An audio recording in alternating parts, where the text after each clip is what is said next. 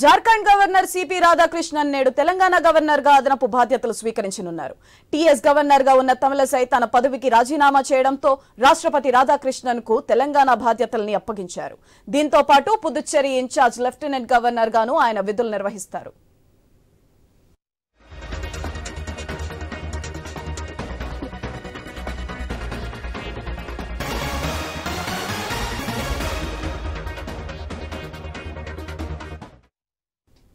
తెలంగాణతో పాటు పుదుచ్చేరిలో 2 చోట్ల పూర్తి స్థాయి గవర్నర్లను నియమించేంత వరకు ఈయనే బాధ్యతలు నిర్వహిస్తారని రాష్ట్రపతి కార్యాలయం పేర్కొంది.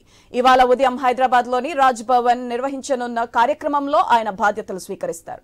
ఆయనతో హైకోర్టు ప్రధాన న్యాయమూర్తి జస్టిస్ అలోక్ ఆరాధే ప్రమాణ స్వీకారం చేయిస్తారు. ఈ కార్యక్రమానికి ముఖ్యమంత్రి రేవంత్ రెడ్డి, మంత్రులు హాజరవుతారు.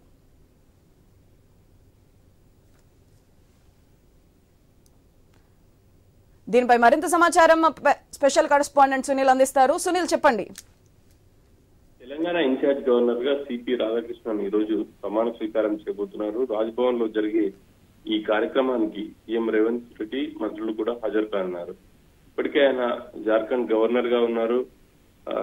తెలంగాణ గవర్నర్ తమిళసై రాజీనామా చేయడంతో జార్ఖండ్ గవర్నర్ గా ఉన్న రాధాకృష్ణన్ కు రాష్ట్రపతి ఇన్ఛార్జ్ బాధ్యతలు అప్పచెప్పారు. ఈ రోజు ఆయన ఆ బాధ్యతలను స్వీకరించబోతున్నారు. హైకోర్టు చీఫ్ జస్టిస్ నుంచి ప్రమాణ స్వీకారం చేయించబోతున్నారు.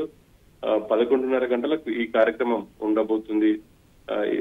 తెలంగాణతో పాటు పుదుచ్చేరికి కూడా ఇన్ఛార్జ్ గా బాధ్యతలు నిర్వహించబోతున్నారు.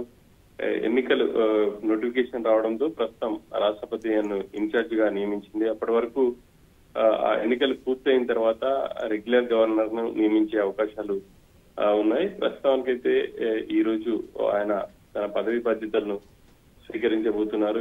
దీనికి సంబంధించి రాజ్భవన్ లో అన్ని ఏర్పాట్లు కూడా పూర్తయ్యాయి. ఆయన జార్ఖండ్ నుంచి కాసేపట్లో హైదరాబాద్ వస్తారు. నేరుగా రాజ్భవన్ కు వెళ్తారు. రాజ్భవన్ లో జరిగే ఈ కార్యక్రమంలో పాల్గొని ఈ రోజు కొంతమంది అధికారులతో, రాజ్భవన్ అధికారులతో కూడా ఆయన సమావేశం కాబోతున్నారు. సుధాత్. Right, thank you Sunil.